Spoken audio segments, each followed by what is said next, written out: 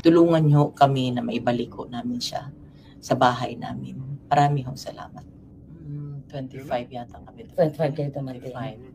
Oo. Kumusta naman po kayo nung nakita? Na-visit nyo na si PRRD, di ba? With Kitty? At pagdating niya dun sa ano namin, nagyakapan kami tatlo, tapos sabay-sabay kami ni Kitty kumanta ng happy birthday sa kanya. Oh, wow. Dito si Kitty sa kabilang pisngi, dito ako sa kabila, kasi kami kanta ng happy birthday. Yun, hindi po umiyak si PRRD? Ay, hindi. Kayo po? Kasi sabi ni Inday, wag daw kayo umiyak.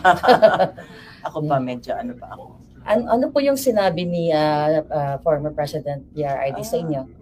Sabi niya, kagaya ng sinabi niya kay VP, sabi niya, there will be a day, there will always be a day of reckoning. Yeah. Tsaka sabi nga niya, kinote niya nga Psalms 91 verse 8. Yeah. I will let you see with your own eyes the destruction and the punishment of the wicked. Yeah. Ang ganda ng promise ng Panginoon. So very positive po si PRRD. Ano yung parang pinaka-importanting mensahe niya sa inyo nung time na nag-visit kayo sa kanya? Nung kinwentuhan ko kasi siya kung anong nangyayari sa labas, sabi ko, ikaw na ayaw mong ipaalam, ayaw mong magpa-istorbo tuwing birthday mo, natutulog ka lang. Ngayon buong mundo ang nagsa-celebrate ng birthday. Yeah, birthday niya. So, tuwang-tuwa naman siya. Oo. So, masaya siya. Nagbanggit ba siya na, like personal messages sa Pilipino, mga kababayan natin? Sabi niya, salamat sa suporta at sa pagmamahal. As usual, sabi niya, mahal niya ang lahat ng ang mga Pilipino sa buong mundo, sa Pilipinas at sa labas ng bansa. Saan mang parte ng bansa. Mahal niya. Yun naman talaga Imiski na ng presidente siya. Mas minahal pa nga niya at ang Pilipinas. Yeah.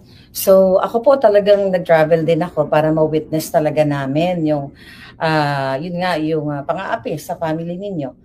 At lalo na kay Pangulong Duterte. Kitang-kita din naman namin, million tao talaga ang nag-support sa inyo. Pero ako po ay bilang isang just an ordinary citizen, marami ding lumalapit kasi sa akin ng mga taong minsan nagpe-pretend na they are connected with you, or I don't know, may mga nung kahapon sa ground nandoon ako, may mga pinaparating sa akin na mga information na may mga taong nangihingi ng tulong in behalf of your family. Inaalaw niyo po ba 'yon? Hindi. Pakiusap ko lang kung sino man ho kayo, huwag niyong gamitin ang pagkakataong ito, ang trahedya namin. Yeah. Kung kayo ay sadyang nangangailangan sa buhay, parang awa niyo na ho, huwag niyo hong gamitin ito. Dahil kami ho bilang pamilya, si VP Inday, si Congressman Pulong, si Mayor Baste, hindi ho kami hihingi ng tulong o financial na tulong sa ibang tao. Kami ho, kung kinakailangan naming umutang, yun ho ay gagawin namin. Merong nagkwento sa akin. Maraming lumalapit kasi alam nila, desperado kami, di ba? Yeah. Lumalapit sila na ganyan. Sabi ko, kung kaya mong gawin, bakit hindi mo na lang gawin? Bakit, maraming mga kwento, mga storya. Sige, kung kaya mong gawin, gawin mo na lang. Yun ang ano ko. So pakiusap ka lang, yung totoong nurse, alam mo, natulog sa bahay namin, Maharlika. Yung totoong nurse na nag-aalaga, ako nag-interview nan before pa siya naging presidente. So sa bahay namin niya natutulog, sa sala namin natutulog, nag-aantayan kay PRD kung kailan siya tatawagin. So yung totoong mga nurse hindi nagsasalita. Kami may group chat kami ng kasama ng mga nurse na nag-aalaga siya, nagre-report sila sa akin kung ano. So yung totoong nurse, hindi iyan nagsasalita. Code of ethics siya ng nurse na hindi ka dapat magsalita. Disclose sa iyo. Nagtatago yung totoong nurse. Kung nagpapanggap ka na ikaw nag-aalaga, nag-nurse ka, parang mahiya ka naman. Sa totoong nurse na nag-alaga, nagpupuyat sa kanya. Pero po, yung nurse ni Pangulong Duterte, di ba, hindi naman inalaw na mag-stay dito? Kaya ultimo nurse, di ba? Ang nangyari niyan, hanggang ngayon, para sa akin, parang bangungot. Hindi ako makapaniwala. Hindi ko akalain na pag walang passport ang tao, pwede palang idalahin sa pwede palang dukutin. Yeah.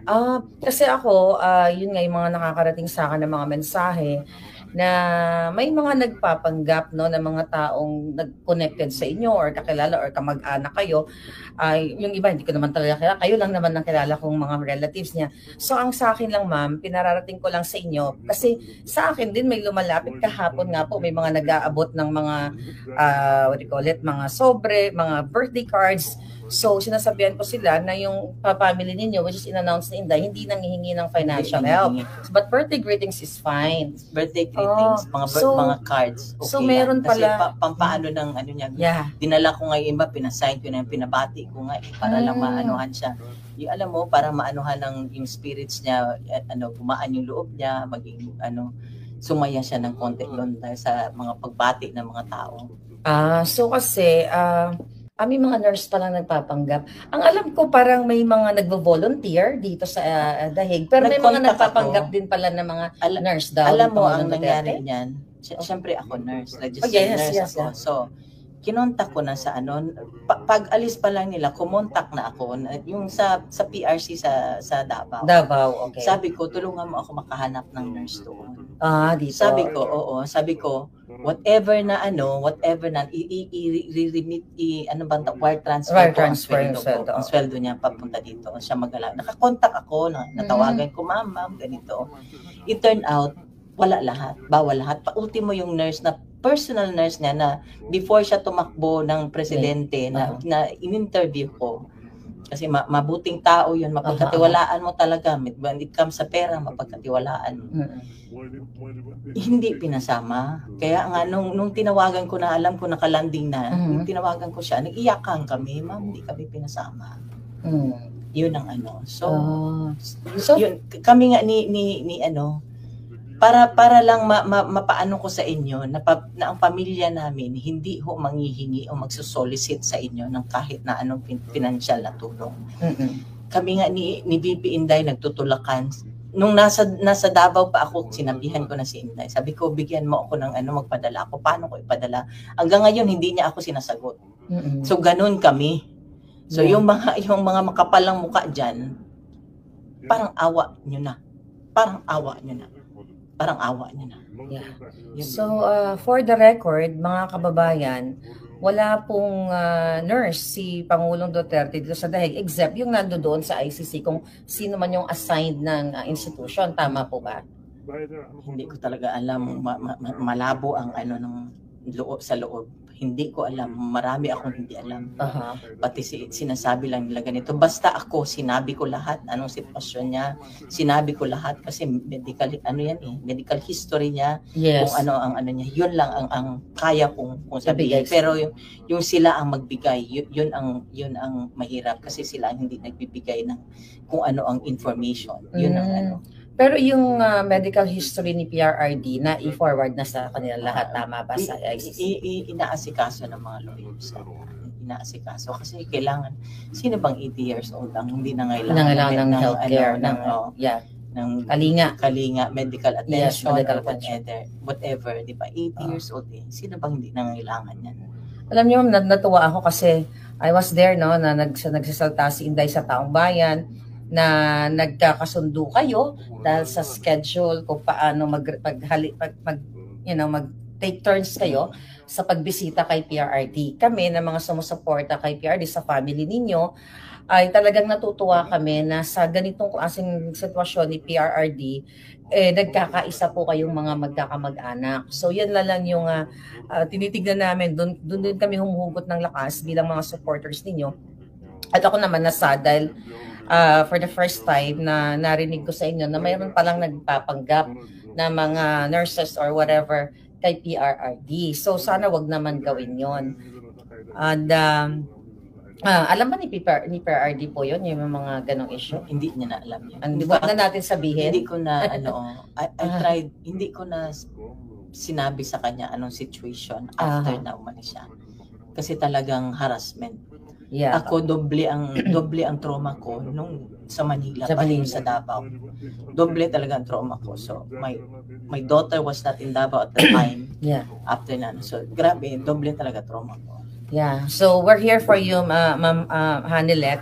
Gusto ko lang, i-inform sa ating mga kababayan, so far, ano po yung, nasang stage kayo ngayon? Na-accept nyo na ba totally na napakidna o inabdak ang Pangulo? Reality na yun wala siya sa amin Ang ano na lang namin talaga, pinanghawakan namin. Dasal na lang kami ng dasal. Ako dasal na lang ako ng dasal. Tsaka ang promises ng Panginoon, yun na lang. Yeah. Yan na lang talaga. Yeah. So,